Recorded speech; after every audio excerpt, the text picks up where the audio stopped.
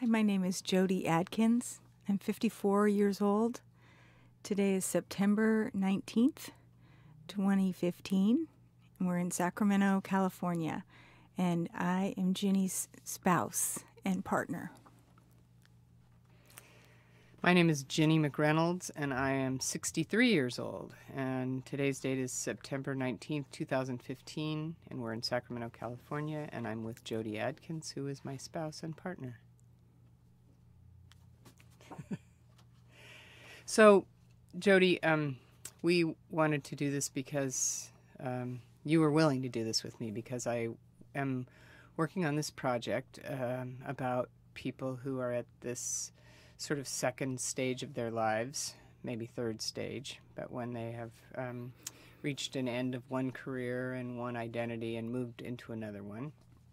And since I've been working on this project, I've been talking to different people, and I thought that it would be great for the two of us to talk about this. And so one of the things I'm interested in is, as a person who's over 50 now, because that's really my interest, is what you imagined that this part of your life would be like when you were younger, if you thought about it. And then I want to talk about my feeling about that too. Yeah, well, I don't know if I got all the way to 50 when I would think about my life. I thought you graduate from high school, you graduate from college, you get married, you have a couple kids, then they graduate from high school, and then I don't know, you know?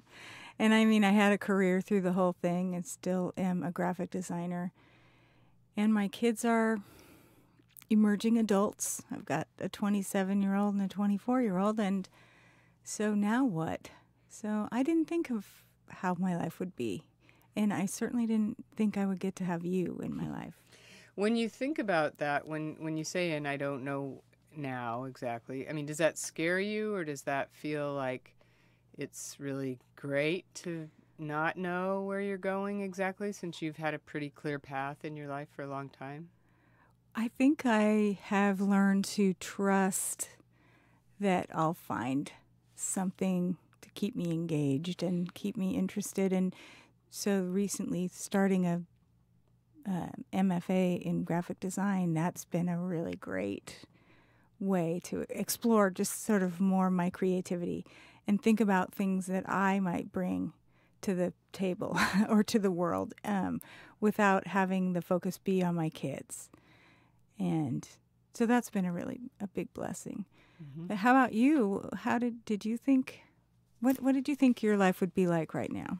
You know, I don't think I thought about it at all. When I was growing up in the 50s and 60s, by the time I got to be like in middle school, when maybe you would think, I always said I was going to become a teacher, which is interesting that I did become a teacher, because the answer was based entirely on the fact that my dad was a teacher. But so I wasn't really planning to become a teacher. And in fact, I really don't think I imagined much of a life for myself exactly, because I never saw anyone like me. I knew I was gay, and I kind of, whatever that was, I mean, it was not a good thing to be by any means in 1961.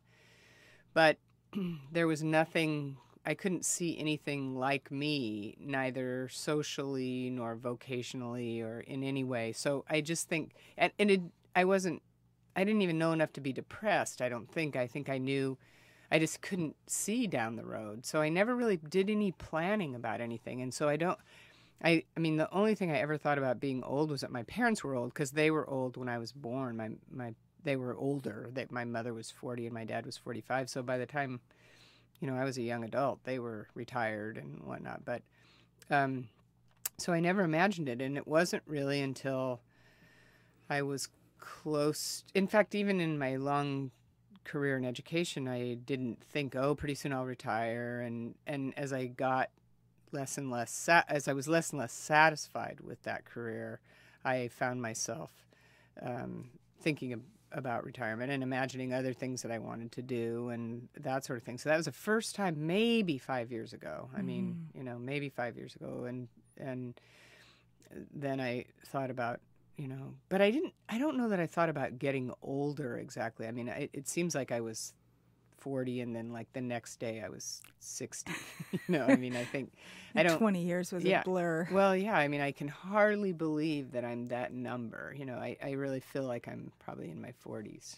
But yeah. So, I mean, and that's one of the things. I mean, we've talked about this some, but like changes in your body and things as you get as you're older. I mean, that's sort of a surprise to me in a certain way. That.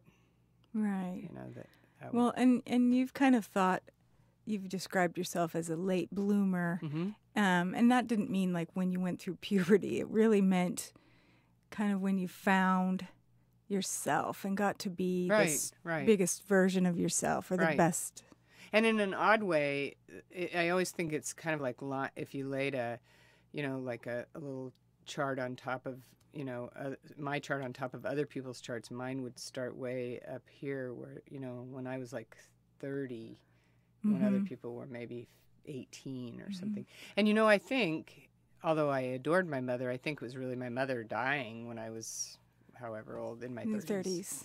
That I kind of imagined, I had a big life by that time, but in terms of being free of having to sort of be her companion and her friend and whatnot, and then I felt like I was kind of free in a certain way to get older and whatnot. But even then, I felt very young, and I still feel young to a certain extent. I think if there weren't a number attached to it, mm-hmm. I wouldn't particularly. And that's one of the things I'm interested in, talking to people about, because it's almost like the concept of our ages is more when you're not that age. I kind of want to say to other people, I'm 63, but that's not what you think it is.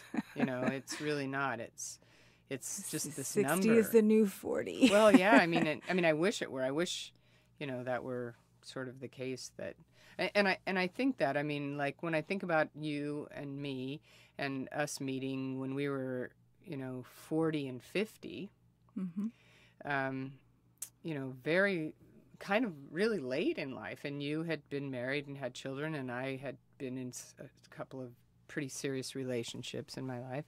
I think about, that, I wonder, what do you think about that sort of finding someone sort of late in your life? I kind of think, in a way, I kind of lucked out because I was able to have that second chance and find you, because I had married kind of quickly and not too young. I was 26, so not too young by today's standards. But the thing is, we keep learning and growing, and we're just not done.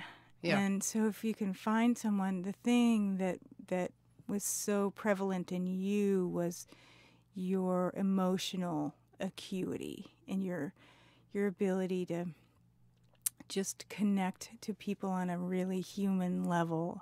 And that emotional connection, that was just something I had been searching for without even really knowing. Uh-huh. I wouldn't have been able to put a word to it. Right.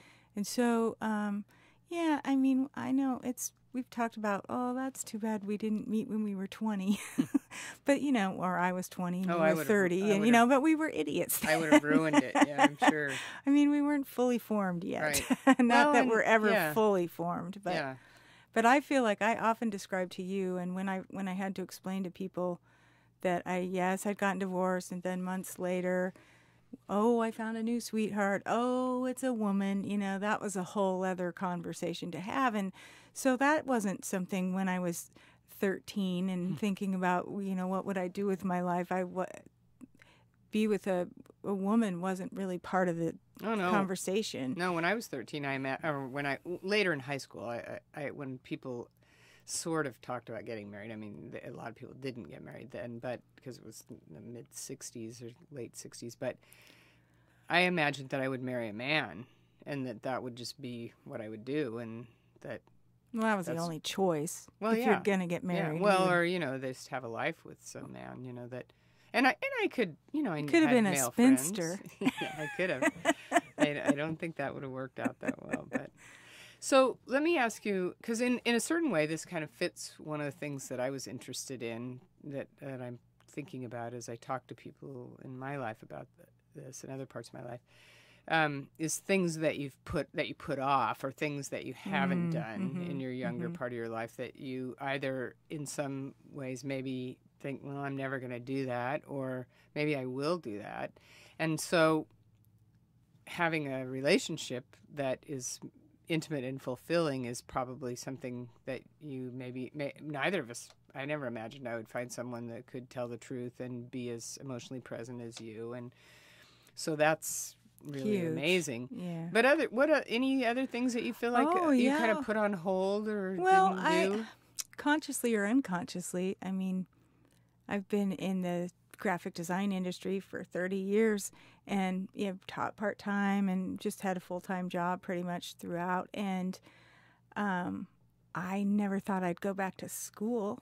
And so I'm in this MFA program in graphic design, and I love it. I am just still new at it, but it's a 2-year program, and I just go to Vermont every 6 months and do a lot of great stuff in between. And so it's just exciting. It's exciting to create something from nothing.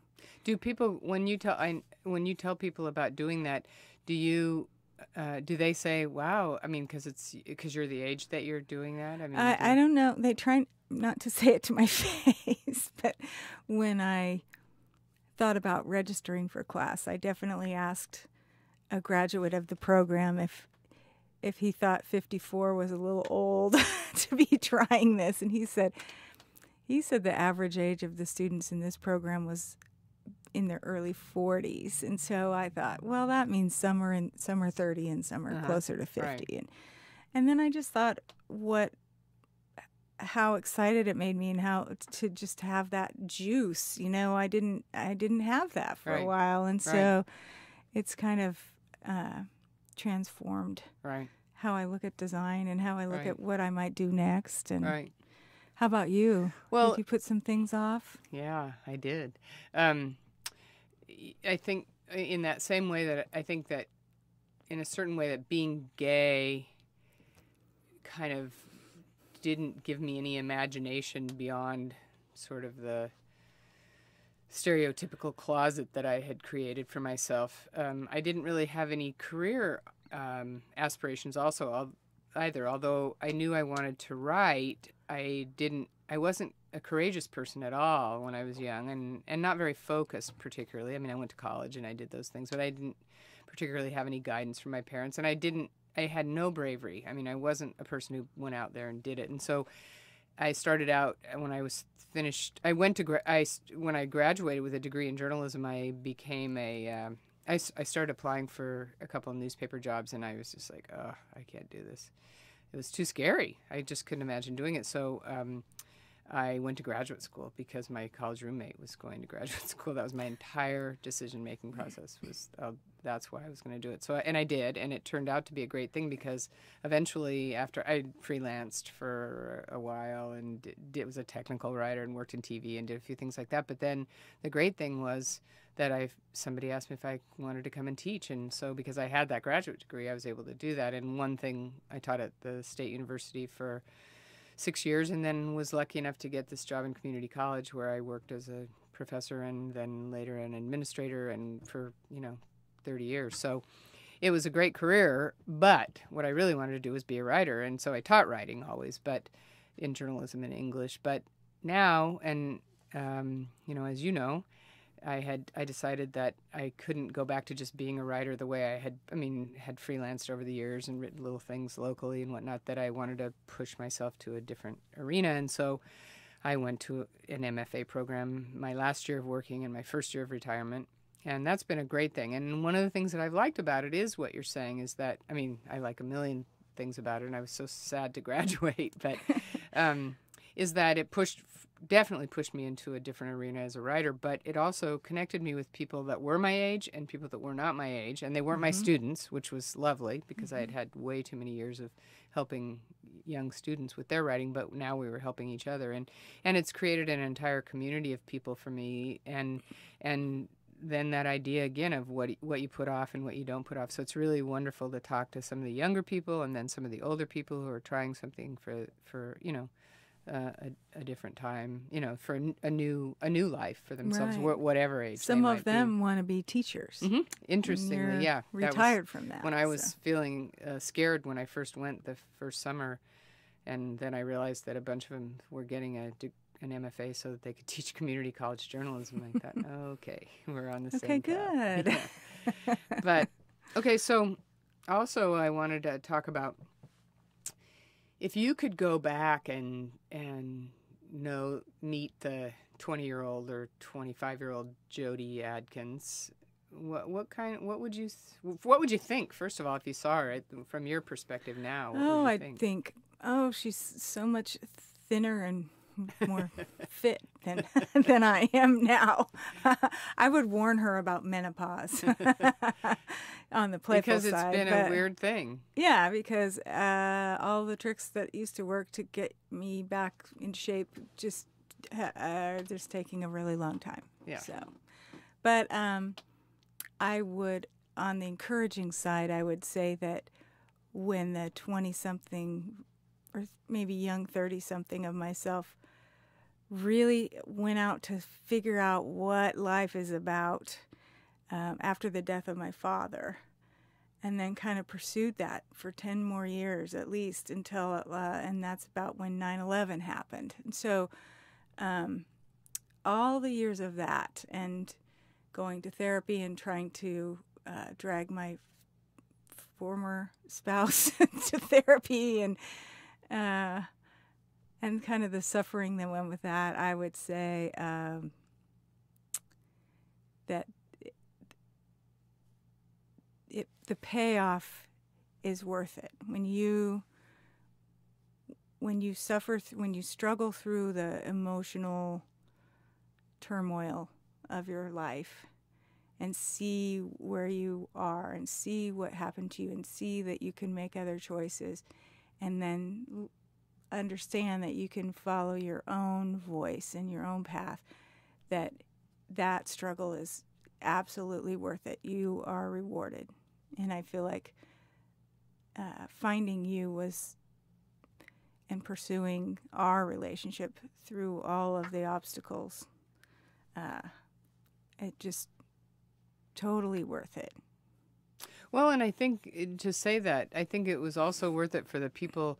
I mean, in some ways, some of the people in your life were part of our obstacles, your children and your mom at first, who said, Ginny's just your good friend and not really your partner.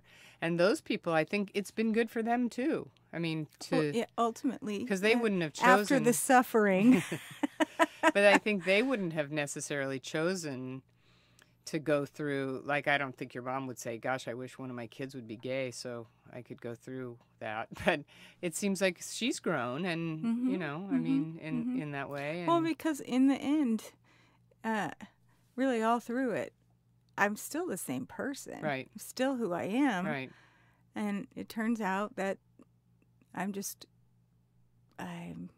somewhere in the middle of the spectrum of gay and straight. Yeah. And, well, that's one of the things I think about is I'm sort of working on a project about this, about being in this second act of life, and then also about sort of writing a kind of a collection of essays about growing up gay in the 50s and 60s. And I think one of the things that's interesting to me is how different this is for young people. I mean, your daughter, even though when she was in high school had a strong... This was horrifying. But now she's probably as much... She's very vocal supporter. Yeah, and I think lots of young people are, and certainly lots of lesbians and gay men that are young have an easier path. And, I mean, I think and I don't think they even kind of get what the path was. I mean, I think it's still hard to come out, but I don't think it's as hard to be out, once and it seems like it's safer to come out when you're younger.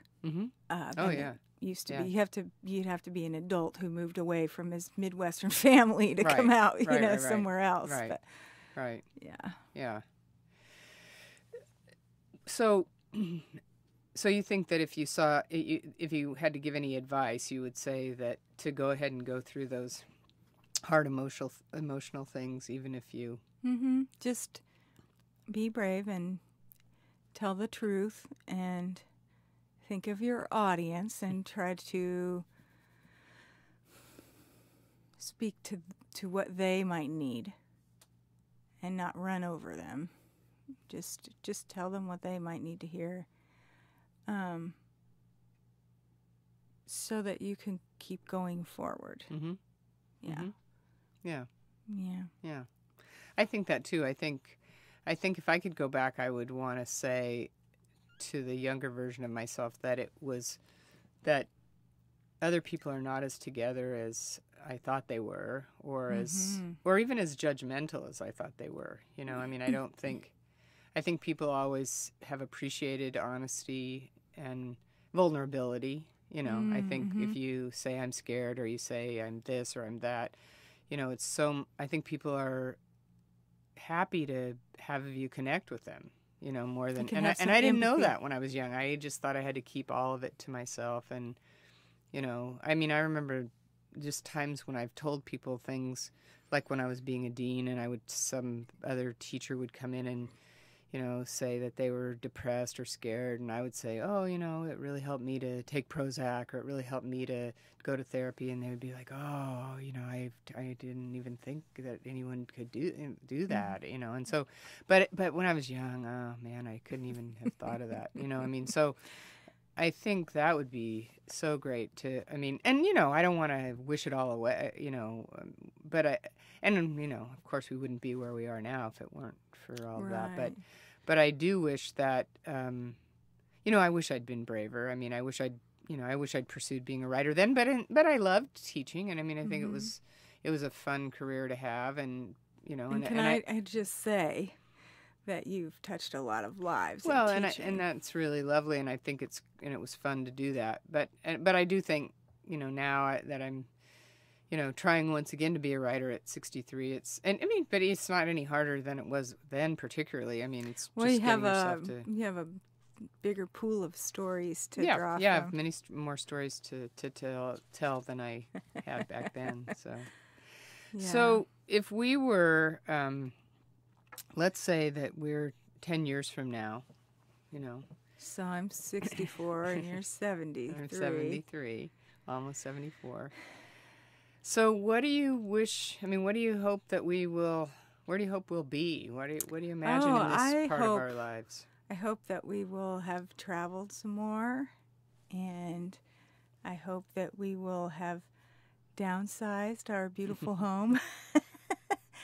I hope to have a good circle of friends.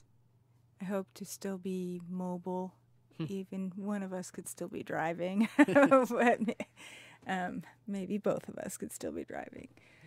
I think we just know too many old people who quit driving. So yeah. I mean, does that scare you? Like when we talk about Carol or we talk about Jerry, I mean, do you start? I'm starting to learn that what I really heard Jerry say was, at 85, he just wants what he has, and wants to stop losing things like his vision and his ability to drive and his ability to help Nancy when she falls. Right. And so he wants to be able to stay where they are and still be safe. Right.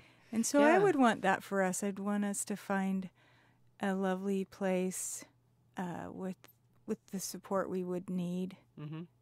And so that we wouldn't have to get carted off to some institution at the end. That's an interesting idea. I hadn't even really thought of it beyond. I mean, I've obviously heard him say that and heard you say that, but that idea about losing things. I mean, because I feel things like keep getting taken away. Yeah, and I feel, and I think we haven't lost friends yet or anything, but I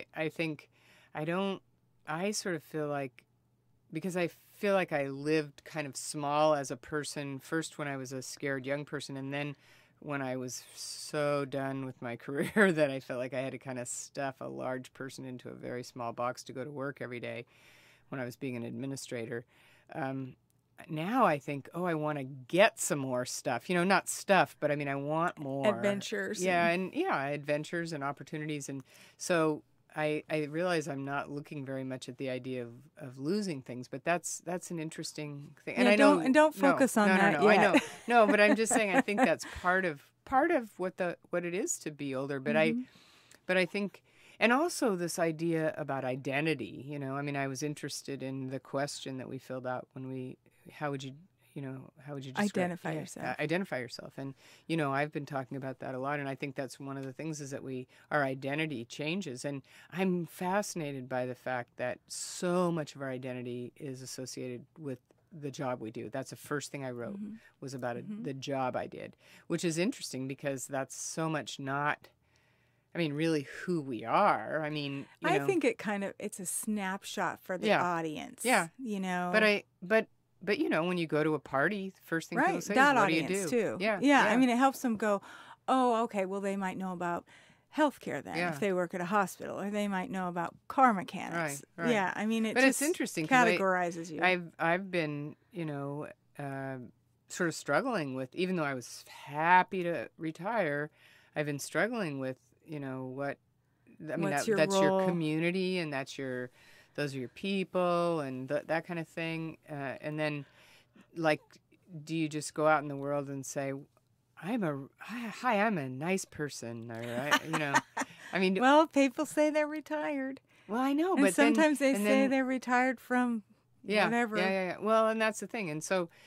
But this idea of who we are, and you know, I've been toying, you know, thinking about this idea of reinvention, and you know, I've talked to a lot of my younger colleagues who are still working about reinventing themselves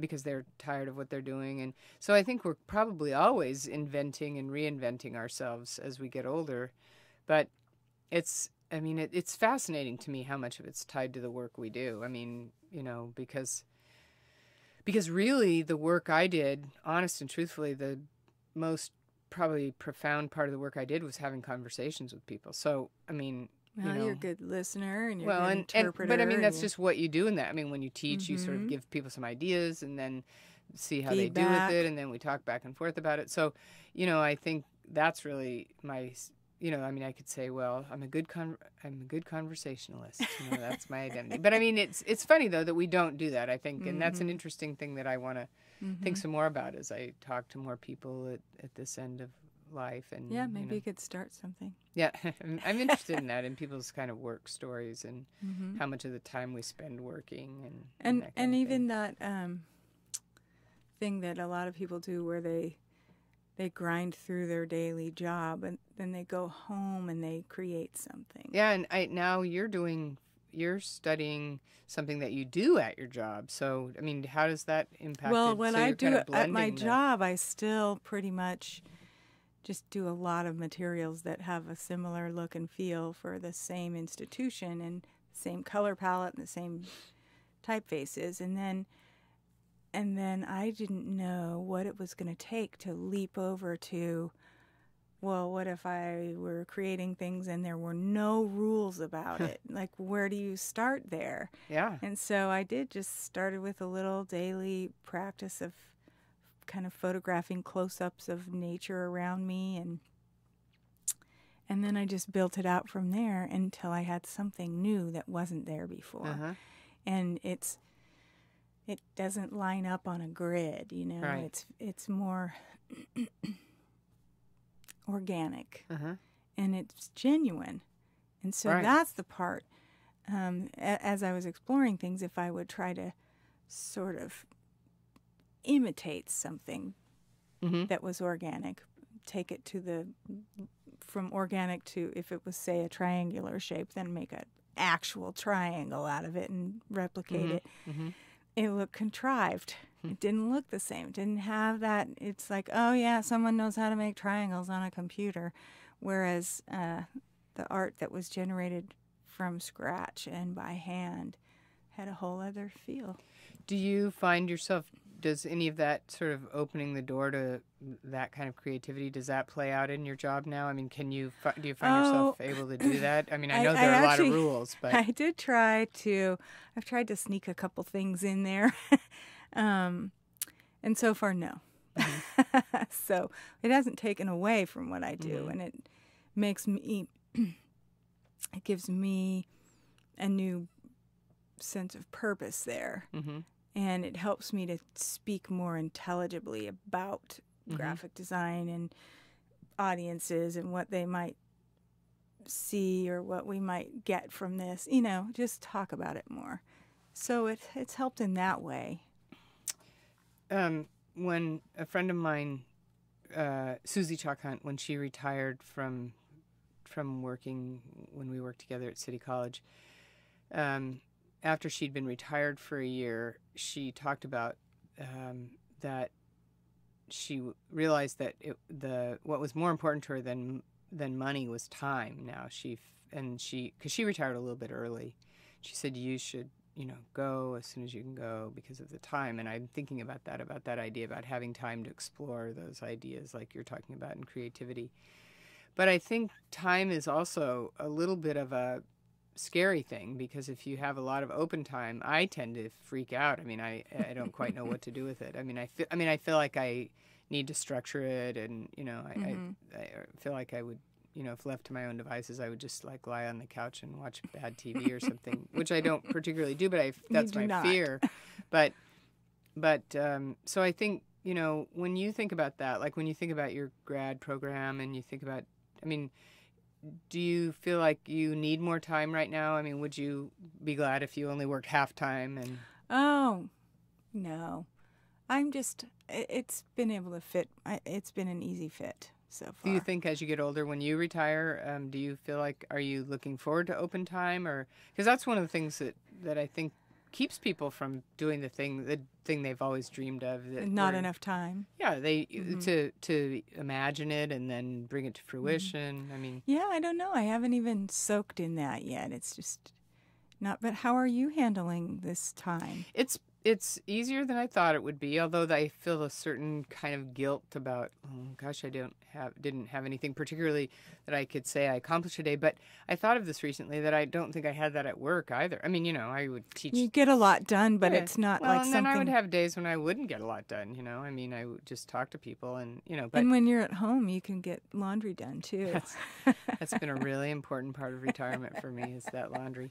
But no, but I think it's interesting because it's a different use of time. So I find myself thinking about the time of the day, how much time there is in a day. But then, one of the hardest things for me about getting older is that it seems like we have like 15 minutes left of our lives, and it's like I just got the rules, and now, or got the mastery, and now I've like got 15 minutes. So there's a tendency in me, partly because my head goes so much, to race. Now I'm going to do this and this, and now but.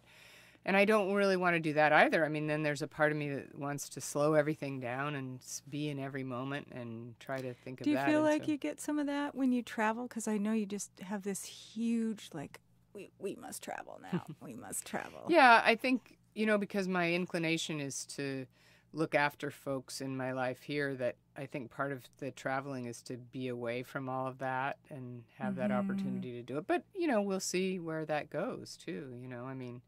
I think it's completely me. I don't think people here are saying, you mustn't travel. Because... No, I know. I think I was equating it too, though, with that time, that unstructured time. Yeah. Where things, your brain can flow. Yeah, where you there's might not be able something.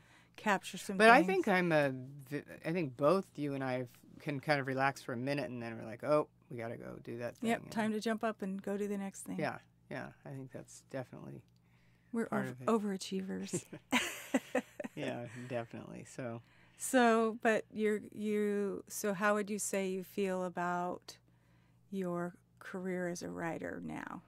Well, I think I'm just beginning it. I was talking with a friend of mine recently who has a contest with her. She's a writer and a teacher, and they have a contest to see how many rejections they get. Because that means you're sending things out. And so, I'm sending out a couple of things a week, and, I need to send out more and, work more.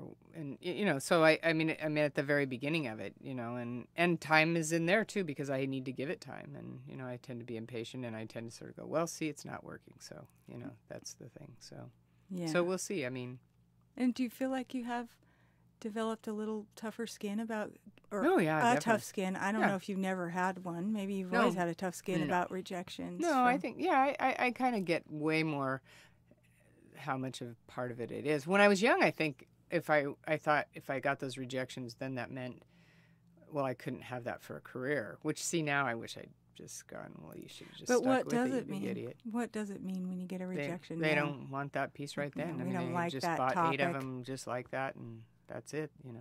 So, We're all full. yeah. I mean, it doesn't mean No anything. more stories on that topic. Yeah. So, but then I read 5 stories that are like what was my idea, you know. So, but you know, I'm interested in all of that. So, and in people telling their stories and whatnot. So, you know, we'll see where it goes. And I feel like I'm doing it, and that seems more important than. And do you feel like there are kind of more forums out there now? Oh yeah, because and, there's yeah, the whole because of online piece. version. Yeah, and I don't know very much about that. I mean, I'm learning that, and so I'm trying to put myself in some situations where I can learn more about it and have a chance to do it. So Set the world on fire. Yeah, and that's kind of like you. I mean, you received some fabric that you printed something on today, and so we didn't think of you being a textile designer 3 or 4 months ago. So and I might phase out of it before I graduate. I might be Yeah. like, oh well, that was short lived, Yeah. or I might just But that's embrace kind of it. where I am with the writing thing too. I mean, and I feel like, you know, I'm getting to explore it and not have to worry about making a living particularly, and you know, that kind of Yes, thing. So. well, that's a great point too. Is that we're financially secure. Yeah, and so which is very lucky. There's a little room for that. Yeah. But so I feel like I wanted to just say that I could never imagine the life that I have with you. That was just never even. So when I wake up and there you are, and when I go downstairs and make coffee in our lovely home, and I see our dogs and our silly cat, and I just feel so lucky. Oh, I do too, and I never even imagined that, you know, I mean, that could be possible. And I think what I love most about our relationship, I couldn't imagine being possible regardless of whatever sexual preference we had. I mean, and that is to just be able to tell the truth constantly and just slog through it when it's hard and be laughing about it when it's not hard. And, you know, I just think it's unusual at best, you know. I mean, yeah, but you really make it safe to tell the truth and hash it out, and you can hear me, and eventually I can hear you. And no, well, you know, you're older than me, so you have more thing. practice. It's all about getting older. That's what I think. So anyway, so well, I am glad you were brave to do this with me too. So I think, you know, I wanted us to be able to tell some of the stories to each other that we maybe haven't gotten to before about how we thought about where we were going in our lives, you know, and I want us to be mindful about where we're going now too, because it's a fast road, and you know. Yeah, I mean, we've been together 14 years. Yeah, I was going to say 12, so see how I just can't even keep my math straight. Yeah. And so I hope we have a lot more. Yeah, me too. You might have to push me in a wheelchair, but we'll do it. You're going to push me in the wheelchair. All right, so thank you for doing this. Thank you, Ginny.